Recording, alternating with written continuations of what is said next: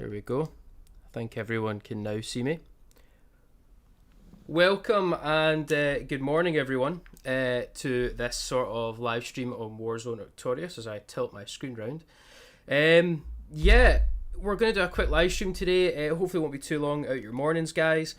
My name's David from Tabletop Assault. We've been really kindly sent this book from Games Workshop for free to have a quick look at it, give you guys some of the know what's inside this book. Some opinions from myself, from Ross. Ross unfortunately can't join us on this live stream this morning, but he's given his opinions, which we've combined those, and we're going to have a wee chat about them and let you guys know what you think about Warzone Octarius. Obviously, the two key things we want to chat about in this book today, guys, is going to be Astra militarum, which obviously Ross plays, so some opinions there, and as you can see in the front cover, leviathan. Tyranids. Obviously, me being a Tyranids player, it's pretty important I give you some of my opinions on this as well.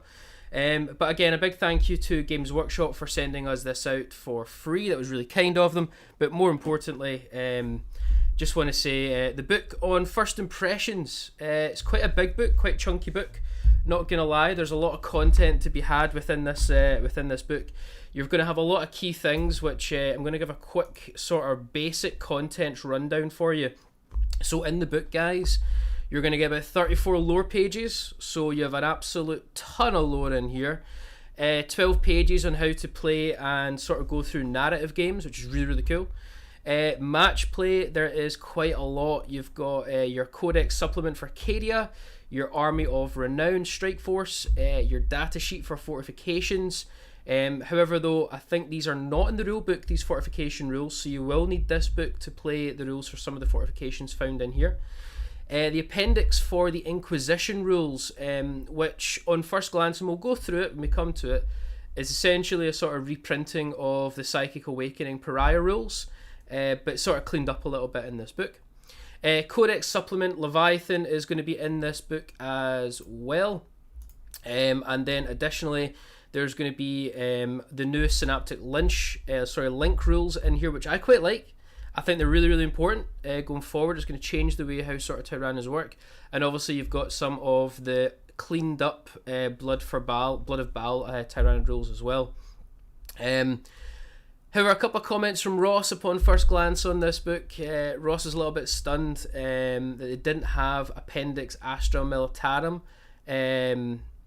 For the greater good, which means Astra players still need to buy the book.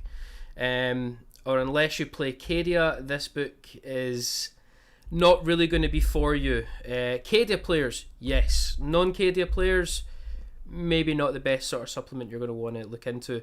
And then finally, you also have your Crusade rules. Not something we're going to focus on in this review. Unfortunately, it's not something we play on this channel.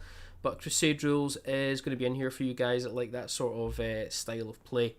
And I think we did spot there's even Orc Crusade rules in this book. Orcs. You know what? It is October, so yeah, fair enough. So we're about to crack into the meat and bones of this book, have a sort of closer look at it, a deeper dive. Just a couple of house rules for the live stream, as always, guys. Be kind, be friendly in the chat. Any questions you have as we go through it, put it in the chat box on the side. I'll have a look at it and dip in and try and answer some questions.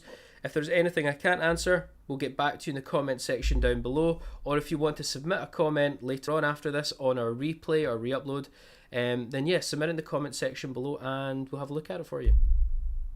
So, did the NDA just end? Not that I'm aware of. Right, guys, so let's have a wee look at it. So obviously, again, as I mentioned, there's quite a lot of meat and bones to this book. There's a lot of content in here. So let's have a little look.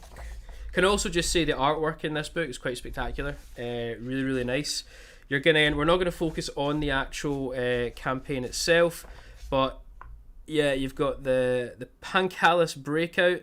Which is going to be some beautiful lore sections in here, some great maps. Again, the artwork in here is absolutely fantastic. Not going to complain, but again, we're not going to focus on lore. I can get distracted by lore for days. As a Tyranids player, I absolutely love reading Tyranid stories, if all at all possible. So this will be a delightful read as I go into the next sort of week. But yeah, let's crack on. Let's get through the lore. We don't want to speak about lore today. Right, into the book. Right. So you've got your campaign rules. which is going to be for the Panculus campaign. So it's going to give you your sort of introduction, your sort of your run through how this is going to play out, and obviously the multiple ways that you can actually get involved in the campaign should you wish to do it, and some guidance. Again, so this is the pre-orders arriving. Yeah. So basically, just to kind of touch on that, I know your question there, we've been given an early copy of this. Pre-orders go up today over on the Games Workshop website, but they've sent us a copy ahead of time just to have a wee look at it, because Astra Militarum features really heavily in our channel, and so do Tyranids. So we really want to approach this book. So yeah, you've got your campaign rules. Again, not going to go into those guys because it's not something that we actually focus on here on the channel. But there's so much stuff. So this is the part we want to be focusing on. We've got a lot to talk about in this today, guys, which is the actual army rules themselves. So we're going to focus on the Astra Militarum first. So let's bring them up. We've got all our sort of notes that Ross kindly gave me on the Astra Militarum. So you're going to be introduced to the following. You'll get your Cadia Codex supplement.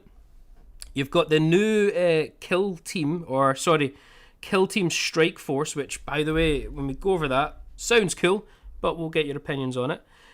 You've then got the data sheets for the new fortifications we hinted on. Again, these fortifications may not necessarily be in the rulebook, guys. So if you're going to be using the fortifications we're going to cover off, you're probably going to need this book. Appendix Inquisition, which again is a sort of cleanup from Pariah. Codex Supplement Leviathan. Battleforge rules for the Hive Synaptic link, which I really like. The Tyranids Appendix, and then your Army of Renown. And obviously your Crusade rules as well. So that's what you're going to get in your sort of army rules. Let's break them down. Codex Supplement Cadia. Now Ross has kindly produced some notes on this, guys, so I'll flick between them as we go. But let's take a wee look. So Warlord traits, starting off with the first one. So you've got Steel Discipline, as you can see here. Now, Steel Discipline, it's an aura ability. Cadian units that perform actions within 6 inches model can still shoot without failing. It can be really helpful. Most actions, though, are done by infantry, and you want cheap guard units to claim points and perform actions. And you can usually sacrifice their shooting, so as Ross feels, that's a pass for him. May not be for some of you other players. Moving on down, we've got the Gifted Commander. Okay, now, the Gifted Commander. There's quite a bit to break down here, guys, so let's sort of get into the meat and bones of it. So Gifted Commander, after deployment but before first battle round, choose either its Cadian vehicle excluding Titanic or 3 non-vehicle Cadian units in deployment zone and redeploy. Can be put in strategic reserve without paying command points, which interesting, or regardless of how many currently you have in strategic reserve. Okay, so not bad, a tactic. Seen it is to put 4 units command squad veterans in strategic reserve, power rating 8 for 1 command point, or upgrade all of them special weapons such as militarum plasma, and then come in the blast away with 3+ ballistic skill. Though you're likely to die the following turn, it should do some damage. You've kind of got a sort of quick turn alpha strike with your veteran squads and their special weapons. Ultimately, though, you would choose to pay the command points in exchange for tank aces still. But there may be uses in sneaking higher power level units sort of into the battlefield as you go. Moving on, we then have Mind Link Fortress. Okay, so Mind Link Fortress is an aura. Cadian units within 6 inches will ignore mortal wounds in the psychic phase and a 5-up. Completely situational. Again, against Grey Knights and Thousand Suns, great. Against anyone else, probably not so great. Getting that sort of a way to remove mortal wounds in the psychic phase, again, is completely dependent on your opponent you're facing, depending how much they're spamming. Maybe not the best one. But there are your 3 new Warlord traits you get for Codex Supplement Cadia. Steel Discipline, Gifted Commander, and Mind Link Fortress. Cracking on with the relics, and we've got a bit of meat and bones to go through here, guys. So let's take a look. So the first relic that we have, Decker's Autovox Servo Skull. Right, let's break it down. So Infantry officer only. When using voice of command, extend it to 12 inches. If within 3 inches of a unit with a Voxcaster, extend to 72 inches if you target a unit with a Voxcaster. Wow. So it's handy if your infantry squads need them to move orders to get them basically rapidly across the field. So not bad if you're basing your army on mobility and you want your infantry to zip across. We then have Gatekeeper. Alright, so Gatekeeper.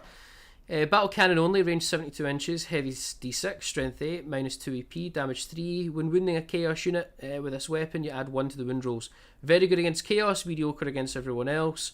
Only real improvement is the solid 3 damage, but still, not bad. Not bad in the battle cannon. Against chaos, that is going to annihilate, which if you think about it, is probably about a third of your opponents nowadays are going to have the chaos keyword in some way or another. We then have Baston's Sword. Sounds very French. Power Sword only.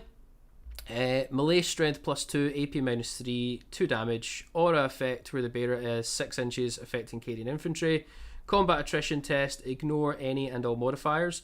So, mediocre at best. Though it could be helpful on white shields, but maybe not the best. But it's another combat weapon that Astra now get access to, so it's not the end of the world. And then we have the Tactica Pax Cadia. Okay, so this one's quite interesting. Tactica Pax Cadia. So, officer only, once per battle round when you use the battle tactic or strategic stratagem that requires you to select a Cadian unit within 6 inches, it costs 1 less. Considering the only battle tactics or strategic ones are either generic rulebook ones or 4 listed in here, they better be good to warrant it basically. However, essentially a circumstantial way to get command points would almost always take Oryx Aquila instead, quite frankly. So it's interesting if you guys prefer this to Oryx Aquila. Personally I don't, but yeah. So yes, you've got a whole bunch of new relics to play with and new warlord traits so far in the the Cadia supplement, which not gonna lie, it's good to have them rather than not have them. So we update there. Moving on, stratagems now. Okay, we've got quite a lot here, or not a lot, but you've got 2 new pages worth of stratagems. So you've got Cadia stands, shock troops, field promotion, white shield, which we'll come on to, sanctioned psyker, lore fire reload, and never give up, never surrender. So let's sort of go into them really quick, give a quick deep dive. Alright, so Cadia stands. So basic thoughts here, it's situational. We need infantry units to stay on a point at all costs, but even when it doesn't, make them the most durable, it's cheap and situational to basically keep your troops on there. Helps them ignore sort of wounds and sort of buff their save a little bit. Shock troops, okay. I can see this getting used with Grinding Assault and Cadian Regiment rule. This works really well to get the max out of your unit. So let's actually talk about it a little bit. So for 1 to 2 command points, it's a battle tactic. Using the movement phase on Cadian units when they move. Until the end of the turn, count as stationary. Range attacks from that target, they're in half range. Do an additional -1 EP. And 1 command point for infantry, 2 command points for everyone else. That is really good for your double tapping things and just to get the maximum firepower really, so you can really shoot a unit down, or yeah, you can blow things apart. Field promotion, not really going to go over that one too much. It's essentially keeping your warlord going. So it'd have been really good in 8th edition, against that sort of slay the warlord ability. But so much now, not really too much. So I won't go into that one in any great detail. It's basically just keeping your warlord ticking over. Sanctioned Psyker. Quite a lot to break down here in this one, guys. So, it's 1 command point. Use with Mustering of Force. Select a Primaris or Wardvane Psyker. It gains the Cadian faction keyword and a regimental doctrine, but cannot be your warlord. Add 1 to deny the witch tests. And not bad so far. Not much psychic protection for the Astra, so I guess it's good, and you get regimental doctrine. Psychic action, gain voice command, and can issue an order to Cadian infantry within 18 inches. Okay, not bad. Again, it's another way to use an order over distances without having to use Vox casts, so not the worst. Right, this is an interesting one we want to talk about a bit of detail. So we have here white shields. Right, so white shields. Let's break it down. Used before the battle when mustering. If a warlord is Cadian, select one Cadian detachment. All Cadian conscripts in it gain white shields keyword. Right, okay. Overall, it depends on the playstyle. So conscripts are 5 points each, and infantry 5.5 points, which still sound ridiculous. Each. They are far less effective at damage, but being able to take big blobs, it's annoying. And to move and issue reliable orders to them onto an objective is helpful. Ultimately, more sold on the MSU with infantry. So, white shields, really, it's essentially going to buff the leadership a little bit, and they lose the raw recruits ability. It's good for big blobs if you're that sort of big blob player using a ton of conscripts. Then by all means, it's interesting for you. Not so for a lot of other people. Just going to bring this back up. Moving on, then we also have two additional ones over here. So we have load, fire, reload, and then we also have never give up, never surrender. So let's look at load, fire, reload. Okay, so load, fire, reload. Strategic ploy, using the shooting phase when a Cadian vehicle from your unit is army selected to shoot. Select an enemy unit, and when you're in target of a blast weapon, then unmodified hit rolls of 6 inflict additional hit. 2 additional hits if it's a monster or vehicle. Until your next move, you cannot fire Overwatch or set to defend. Fair enough. No one's really using Overwatch at the moment that much. So that's really interesting for things like a Manticore. Full payload makes the attacks damage 3. Direct onslaught is +1 to hit for that as well. Plus this especially target monster vehicle hit. Even a Lehman Russ with a Demolisher with Hail of Fire onto an enemy vehicle. If you're using grinding, advance means 12 shots. Of which 2 of those should grant an extra 4 attacks in theory. For 1 command point, if you set it up and can do it well, sure, it's not bad. Very interesting one. I think you're going to see this getting used a lot more for Cadian because it's so cheap to use and can potentially rack out extra hits. And then finally we have never give up, never surrender for 2 command points. Not going to go over it too much, but essentially it's a little bit expensive. It can have its uses. A handy way to steal an objective from an opponent or deny them vital scoring points. Essentially what it is helping you with your combat attrition and your obsec, which isn't too bad. So that is the stratagems, the new ones you're going to get for Cadia. So this is going to be Ross's words next here, right? Overall thoughts from an Astra player, which is Ross here. Gives about 3 out of 10 for the supplement rules. Have their uses here and there, especially if you're running mass bodies. So it seems to be geared around lots of infantry blobs, this sort of new warlord traits, relics, and stratagems for Cadia. Time will tell though if there are great combinations here once players can really get their hands on this book and start to work out what they can do. But so far, Ross not entirely impressed. Not much in the way, as Psychic Awakening, which for an Astra player was really, really good. Psychic Awakening gave him a lot of great buffs. This one, mediocre at best. But yeah, it'll be interesting to see what combinations some players pull out. Some stratagems. For you infantry blob players, again, just as a reminder, this is probably the type of book that you're looking for. You want to have those mass infantry everywhere, then you're going to get it with this book. The Kill Team Strike Force Army of Renown. Okay, let's have a wee look at this, because there's quite a few things to kind of break down here. So, let's kind of let's break it down. So army must include any one of these units, which it sort of kind of lists here for you.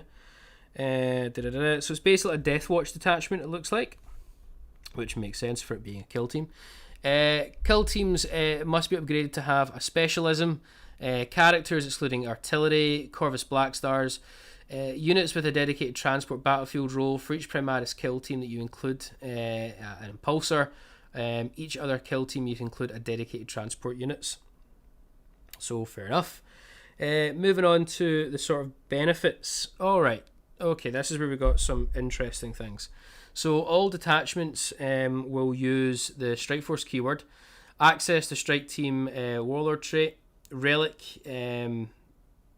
singular, so not relics, and a stratagem. I don't know if that's a misprint, but you only get access to a relic, so no multiple relics there. A Strike Force can contain 2 units from the same specialism, with the exception of Master Specialisms in Crusade games. Any kill team character unit gains a Veteran and the Long Vigil. Veterans the Long Vigil. Okay, so Veterans the Long Vigil. Let's go into this. At the start of each battle round, you can select one chapter tactic or successor tactic from Codex Space Marines. If you do, until the next battle round, that unit counts as having the tactic over Xenos Hunters. Okay, I can see that. Cannot select the same chapter tactic for more than once per battle. It excludes selected of the Brotherhood vets. If you use a stratagem, it overrides this. Alright, okay. A wee bit more up here, guys, though, for you as well. Let's sort of straighten this out. So this could get messy. I assume it affects the whole army, which you switch out. Either way, being able to switch out of an army, wide rule, could be incredibly powerful. I think it has the potential to do some deadly combinations. So yeah, it's got its abilities. It's going to be fun, possibly, for you Deathwatch players out there, but it's nice to get something new. Warlord traits. Right, so we've got a new Warlord trait for you, which is Xenos Bane. While a friendly Strike Force kill team or a character within 6 inches unit has Xenos Hunters, chapter tactic, even if you switch it out, essentially possibly giving you 2 chapter tactics, that could have some good combinations. I know Xenos Hunter's ability is to select a battlefield roll and reroll wounds of 1 on the Xenos part, but another chapter tactic as well could set up a fairly good Death Star unit using this Warlord trait for you Deathwatch players. Relics. Relics, you've got the Inquisitional Cipher. Okay, Inquisitional Cipher. Essentially allows you to change one of your secondary objectives or agendas once both forces have revealed. So it's a less useful relic, if I'm being brutally honest. Used to really plan objectives, maybe set some mind games up for your opponent. Not the best, seeing as how the Warlord trait's quite good. The relic, bit lackluster.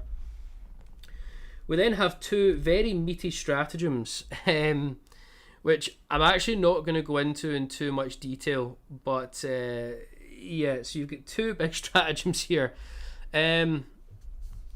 Do we have any more on the other side? No, so it's just these 2 that we've got, guys. And again, I'm looking at this book for the first time, by the way, so yeah.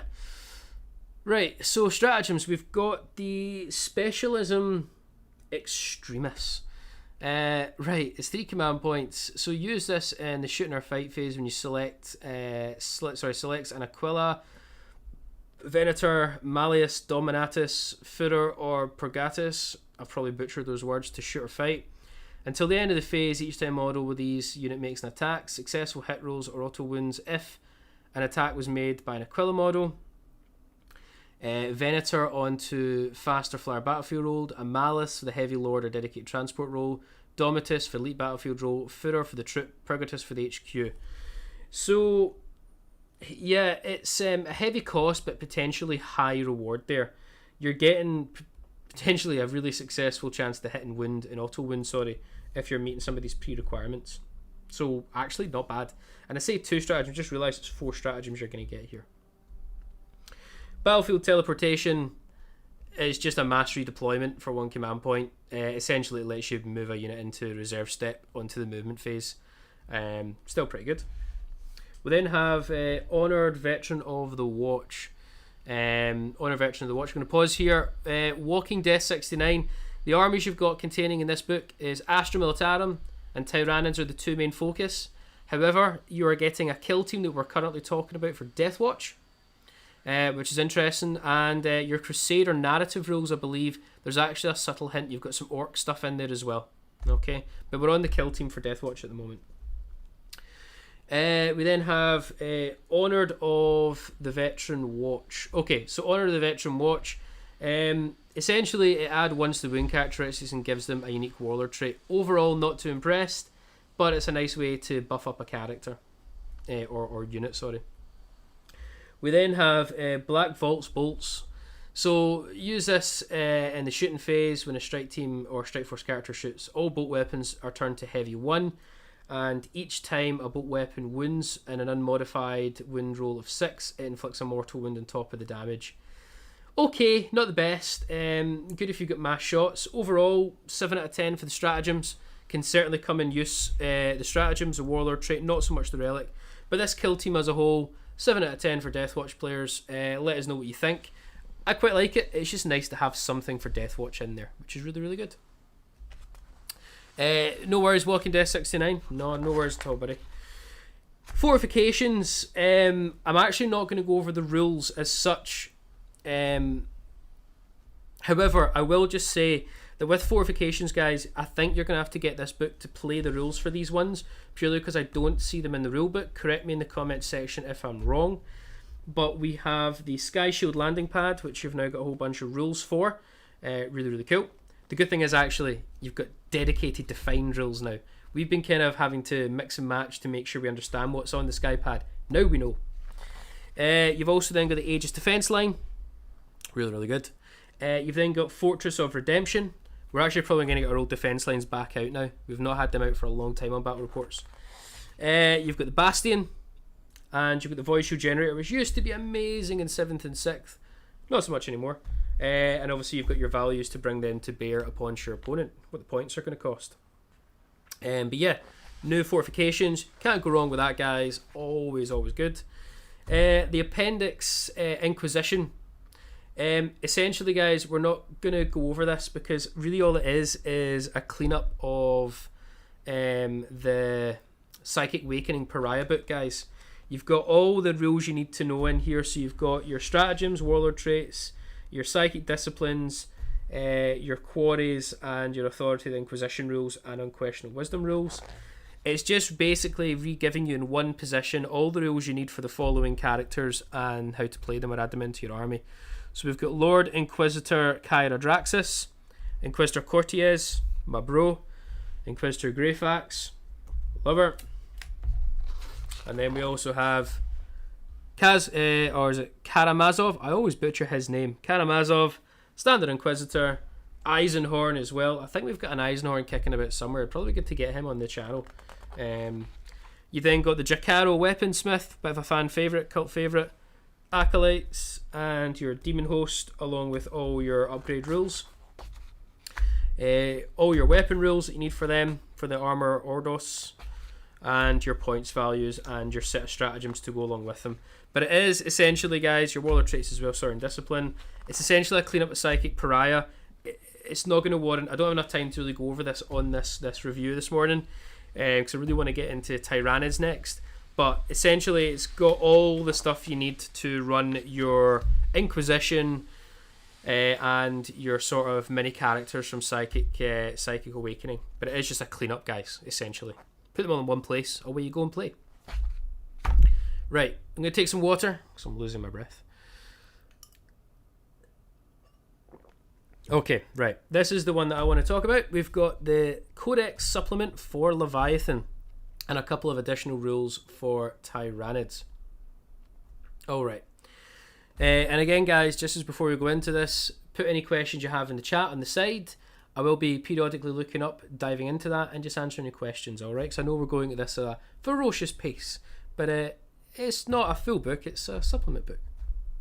Okay, so warlord traits. We've got 2, 3, I think we've got 3 to meet modes to get into. So the first one we have is Swarm Leader. Okay, Swarm Leader. In the command phase, give a friendly Leviathan infantry beast or swarm within 9 inches full rerolls. Appears in shooting combat, not bad.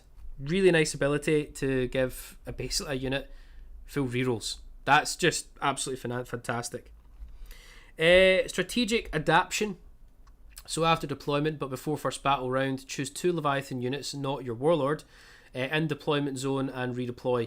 It can be put in strategic reserve without paying command points, or regardless how many currently have in strategic reserve. Not bad. Can play some mind games with your opponents, get some redeploys in there.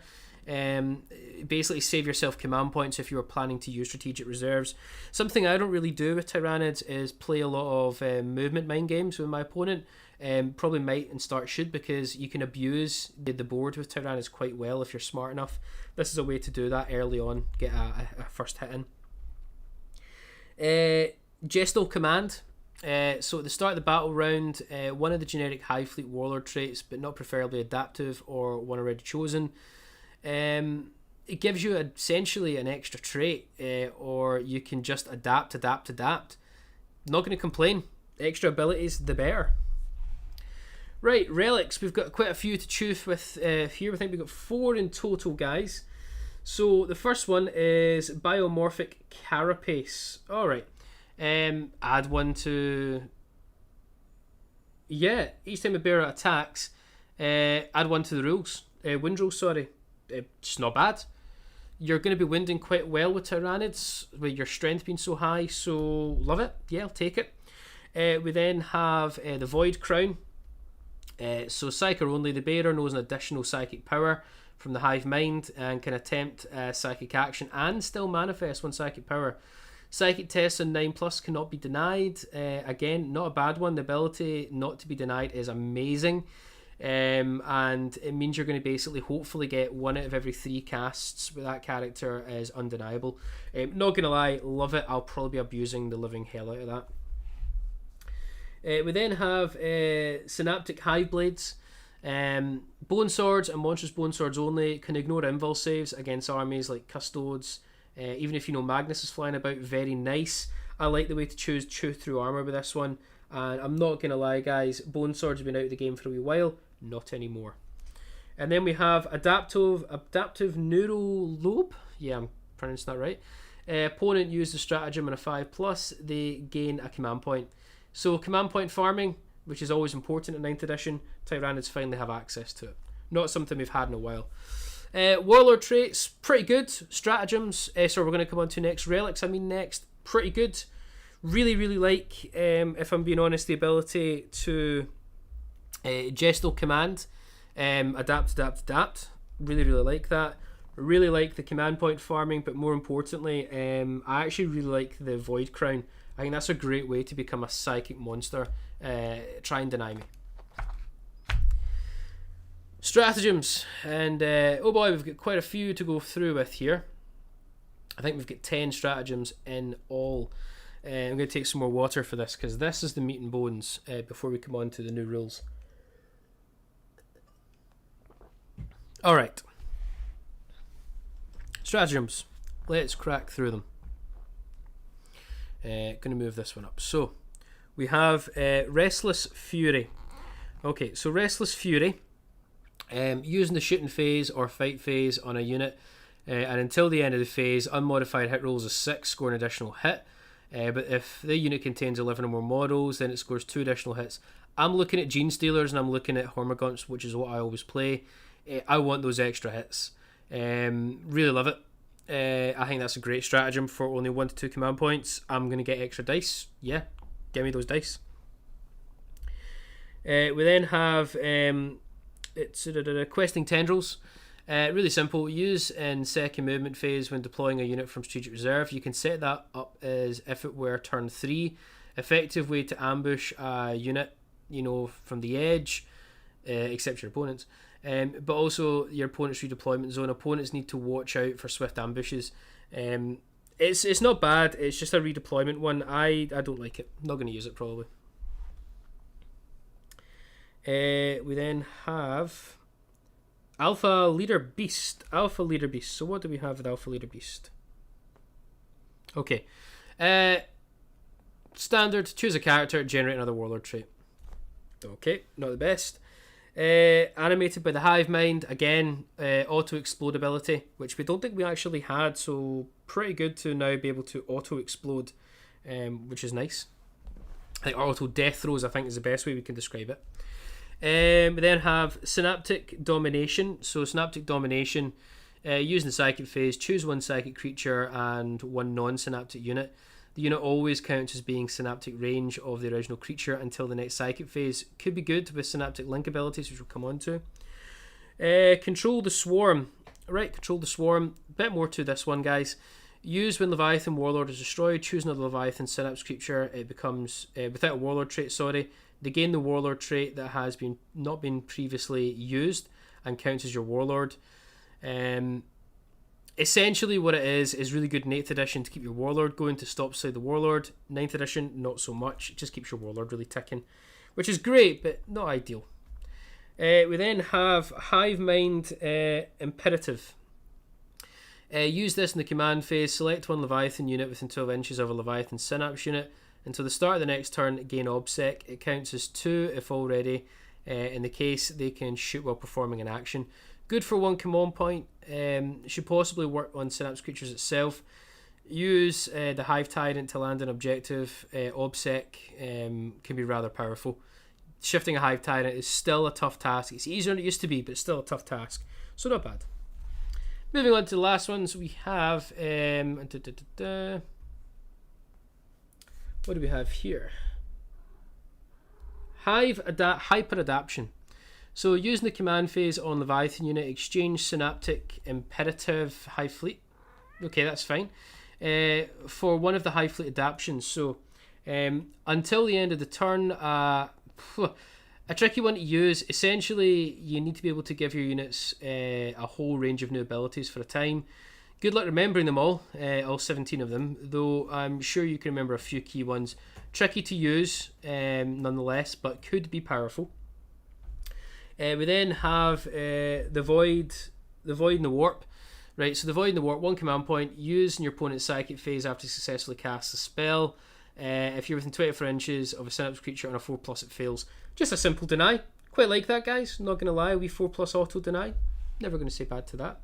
And then we have the Bioadaptive Border Grubs. Right, this is a bit to take in. So, using the shooting phase when selecting Flesh Borer or Flesh Borer Hive, a modified wound rolls of 6 cause a mortal wound in addition to the damage. 1 CP on a Tyrannifex, otherwise it's 2 CP. Can be used with Scorch Bugs. Pretty reliable way to get those mortal wound spams. I use Scorch Bugs and Flesh Borers all the time, so I'm definitely going to combo this. Not going to lie, guys, it's a great mortal wound spammer. Absolutely love that one. Overall, stratagems are really, really good.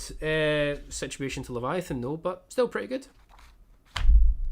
Right, this is an interesting one. So we've seen a lot of stuff on Warhammer community about the new Hive Mind Synaptic links. Right, so we've got quite a lot to sort of break down here. And then I think we come into... then we come into some of the rules. Alright, so... going to try and find the best way of describing this to you. So, to give a Synaptic Link ability, which I'll come into a second, you need to purchase an upgrade to give it to your unit. So, obviously, you've got your Synaptic Link, which is your 15 points for most things, except for Zone Tropes, which I believe are 10 points. And then, obviously, you'll refer to the next option to actually see what the abilities are within your Synaptic Link. So, Broodlord, I'll go through these first, guys, and then I'll come into how the link works. So, Broodlord essentially will grant cover. Grants light and heavy cover, and if range attacks on the unit are more than 12 inches away, it receives the benefit of dense cover. So it's really good for moving your Gene Stealers across the field, and it's going to cover a lot of your Synaptic Links. So Broodlord's really, really good. We then have the Hive Tyrant, which is Malicious Direction for Synaptic Link. Allows extra 3-inch pile-in to a max of 6 inches. Not the best, but great for your swarms if you're trying to stop a unit from running away. We then have the Maleceptor. Really quick and simple. The Maleceptor, guys, affecting a unit when making attack. Unmodified wound rolls of 6 adds an additional AP and can reroll the damage. Tyrannifex has been able to do that. Could be really, really good. So it's not bad for a Maleceptor if you're wanting to get damage rerolls across your army. Psychic Creep Neurothrope. It's Bit trickier to pull off, guys. It's -1 to your leadership and combat attrition for enemy units. It's basically a fear bomber. Great for morale, but it's going to be hard to pull off. Very hard to pull off, guys. We then have your Turvagon, which I'd love to start using again, guys. Turvagon is a fantastic one, really. It allows you to shoot and charge even if you fail. Sorry, not shoot and charge, that's the Trigon. I'm going to come to that in a minute. It allows you to reroll 1s and 2s, which is fantastic. So rerolling 1s and 2s. And it doesn't say it's range attacks, so pretty darn good. Your Trigon, which is quite good in my opinion, sorry. This is fantastic. Allows you to fall back and charge and shoot, which is great. Trigon, Tyranid Prime. Each time a melee attack is made with this model, an unmodified wound roll is 6 auto wounds. Pretty darn good for throwing buckets of dice at a unit and trying to get those auto wounds, especially when you've seen there's a lot of auto wound stuff for Leviathan already. We then have the Tyranid Warriors. Add 1 to their hit rolls, always solid. And then finally you have your Zoanthropes. Effects unit adds 1 dice to the psychic test and discard ones of their choice. Fantastic for casting, really reliable, helps you avoid perils and helps you get the higher casts on your psychic powers. So not bad at all. Right, however though, so the Synaptic Link. I don't want to go over this too much because Warhammer community's really covered it an absolute ton. But essentially here, guys, right, so your Synaptic Link abilities, you've seen what they do if you purchase them for each particular sort of lore choice.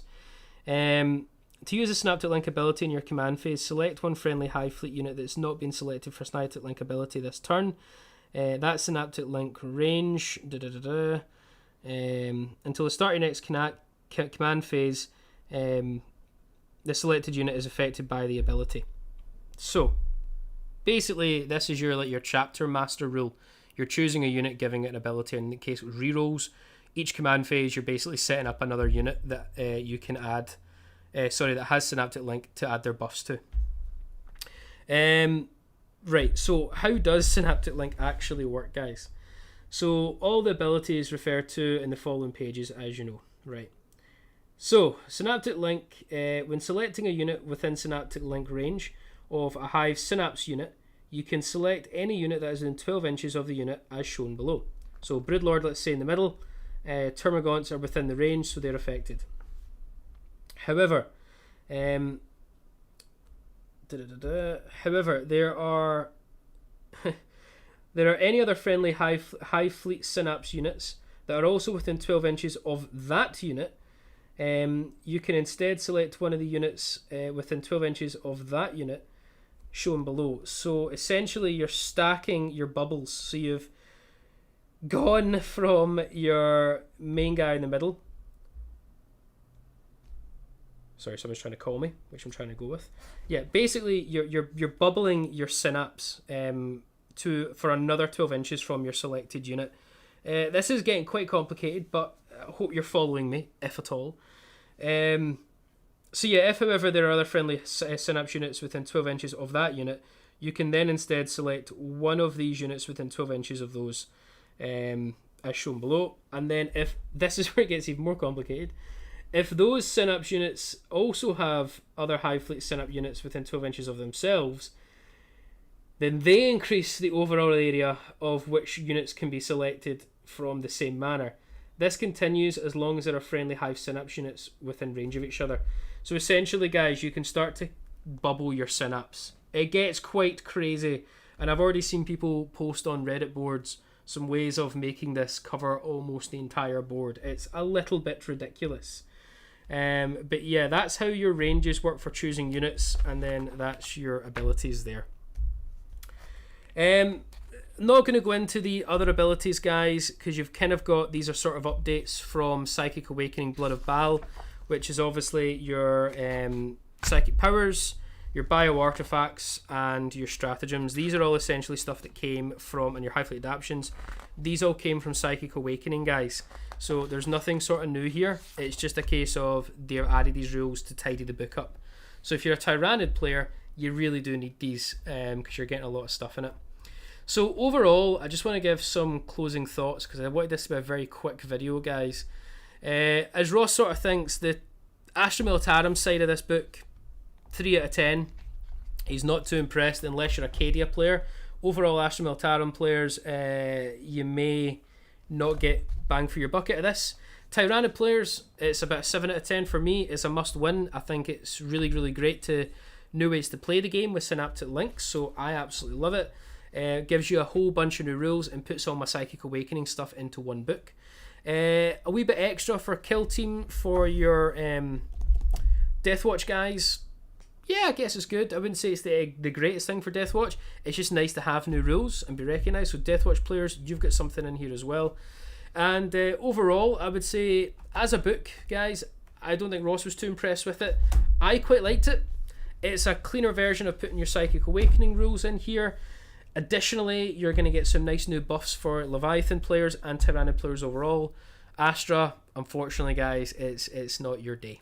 Apologies for that. But yeah, that sort of brings an end to the live stream, guys, because it's just a quick overlook at this book today.